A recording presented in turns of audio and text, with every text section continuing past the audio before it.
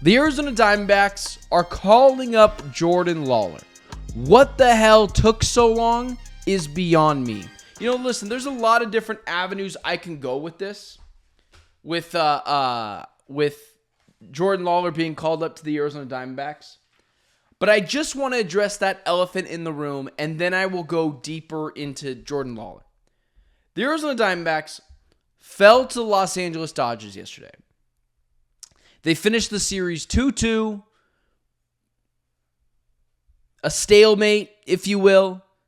The issue is you were at home, and you had a position going into Sunday of being able to sweep the Dodgers. But what happens is you win game 1, and then in game 2, you go up 11-8 after trailing 8-3. The Diamondbacks have now done this twice in a matter of 30 days, where they scored an abundance of runs late in the innings, scored double-digit runs overall, and lose. You're talking about a team that could have went up on the Dodgers 3-0 going into Sunday, and if the Dodgers scrapped together a win and avoid the series sweep, I would have lived with that. And I would have lived with the series tied last year. The issue is, and you keep telling me how much it doesn't matter in May. Go for it. Keep telling me that. I'll keep telling you that you're wrong. Because I saw last year where you missed out in the playoffs because of tiebreakers. Because you didn't take games in April and May seriously. Call it fake outrage. I don't care. 2 years ago, I don't hold the Diamondbacks to this standard. A year ago, I don't hold the Diamondbacks to this standard. But this team's better than the Los Angeles Dodgers. Top to bottom, they're better. The star power of the Dodgers is obviously better than the Diamondbacks. That big three at the top of the rotation, Ohtani, Betts, and Freeman, is the best in baseball. But on paper, 1 through 9 batting order, the Diamondbacks are better. The starting pitching 1 through 5 is better. It's not close. Bullpen, when guys are healthy, the Diamondbacks are on par with the Dodgers. So series ties don't cut it for me, and it shouldn't for you. Get out of your low sports self-esteem of, well, at least we didn't lose the series. You were at home. You should have been up 3-0 in that series over the weekend, and you blew it. And I'm done just blaming I'm done blaming everything on Torey Lovullo. He has not been great this year. Subbing out Lourdes Gurriel 2 nights ago when he was on fire is malpractice. Ketel Marte, even though he's got a hamstring injury, or he's recovering from a hamstring injury, you can't sit this guy. Especially in a divisional game where you're trying to crawl back in the division. So instead of crawling within 3 games of the Dodgers this weekend, you're back to 6. You didn't do anything. All you did was keep your head above water. But it's not Torey Lovullo's fault this team in runners in scoring position cannot find a way to get runners in. It's not Torey Lovullo's fault that this bullpen. You're up 11-8. Kevin Ginkel comes up and gets Ginkel tinkled all over him. He was atrocious, serving up meatball after meatball. This is why baseball is so strange and why I will continue to beat the drum of, I'm okay with playing reliever roulette. Because Ginkel was unhittable 2 years ago. Last year, he was fine. This year, he's been awful. You can't have that. In such a big game, that can't be the case. And when you're trying to capture the division and it shouldn't be given away already in May, these are the types of games that you have to win. So, no, I'm not letting the Diamondbacks off with a warning. But I will say this.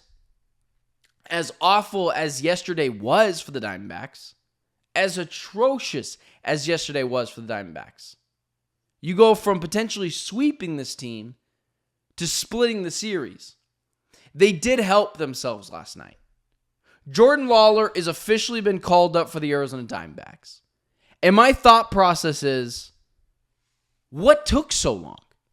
This is a guy who has been phenomenal in the minors.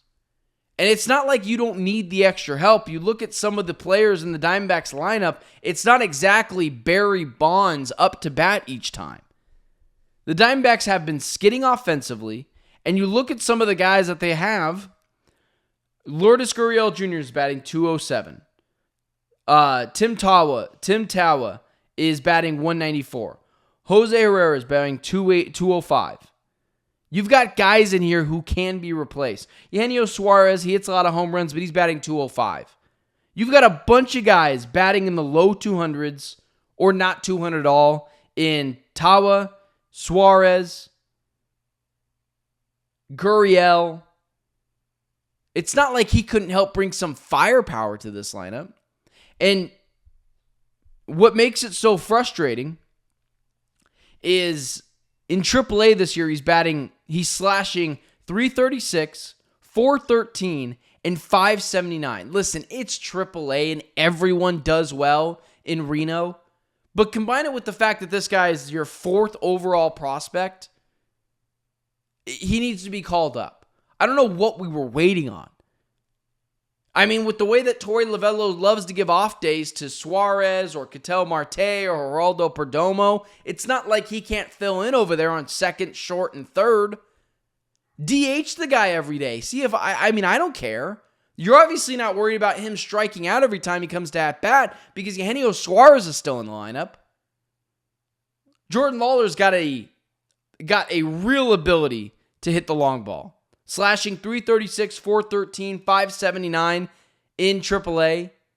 It's time to bring him up. And it was about time 2 weeks ago. But I get it. There's the rookie clock. You're trying not to, start all that kind of stuff. And there's other extenuating circumstances in baseball that stop it from happening. But it's just frustrating that it took this long to bring Jordan Lawler back up to the majors. The last time he was on this team was during that World Series run, but they can use him now. You've got a brutal stretch of games coming up. Once again, if you're the Diamondbacks, outside of a little break from that being the Colorado Rockies, you got the San Francisco Giants for 3 starting today in San Francisco. You go back home and you play the Rockies. You should sweep them, but Lord only knows. And then you come back, and then you go on the road to face the Dodgers again. It's not exactly an easy stretch. So, if you were going to bring him up, I don't know why you didn't for the Mets and Dodgers series, but who cares? Jordan Lawler is coming up to play for the Diamondbacks, and he'll be here probably as early as today. It should not have taken this long. There's no reason for it to take this long. And after watching the Diamondbacks tie a series when you were at home and you should have been up 3-0, this is a team you need to step on the throats of. Make the Dodgers fear you, because right now they have no fear of you. They did have a fear of you last year after coming off of a sweep, but it's embarrassing. For a team that I know you're better than, you should have beat this team at home. You go on the road, you lose 2 of 3, you can blame it on the LA crowd, I get that. But a 4-game set at home, you gotta win that series. And now we go right into Jordan Lawler's here, and it shouldn't have taken this long to bring him up. He's going to provide stability at the plate, the ability to hit the home run ball. We'll see how he does defensively. There's been some question marks at times. But it was time to bring him up. And with the infatuation that Torey Lovullo has with giving guys off days, whether it's Ketel or Eugenio Suarez or Lourdes Gurriel or whoever it is, there's places to put Jordan Lawler in the lineup. He should be DHing every day when it comes to a standard lineup where Ketel's at second, Perdomo's at shortstop, third Suarez, first is Pavin Smith or Josh Naylor, depending on the day. There's no reason why he shouldn't be DHing. And if you want to stick Ketel at the DH spot because of soft tissue injuries, great. Lawler can play second. But at this point, it took far too long to not bring him up to the majors. And now that he's here, games against the Giants, the Rockies, and Dodgers, this guy's got to come in and provide right away. I believe he will. And if you're the Diamondbacks, it was time to see what you had in him. No more playing footsie up and down from AAA to the majors. Is he your shortstop? Is he your third baseman? Is he your second baseman of the future? You can't figure that out by keeping him in AAA. So as frustrating as yesterday was, tying the series with the Dodgers, when you should have won 3 of those 4 games, some is forgiven. Some. Because Jordan Lawler is here, he's here to stay, and it took long enough to bring the guy up here. It shouldn't have, but now that he's here, provide some stability in the lineup, and we'll see what he can do. And he's a part, again, of that young core. He joins Alec Thomas, Corbin Carroll, all of those guys, Gabriel Moreno. He joins this young nucleus core of players that have to deliver a championship before it's all done.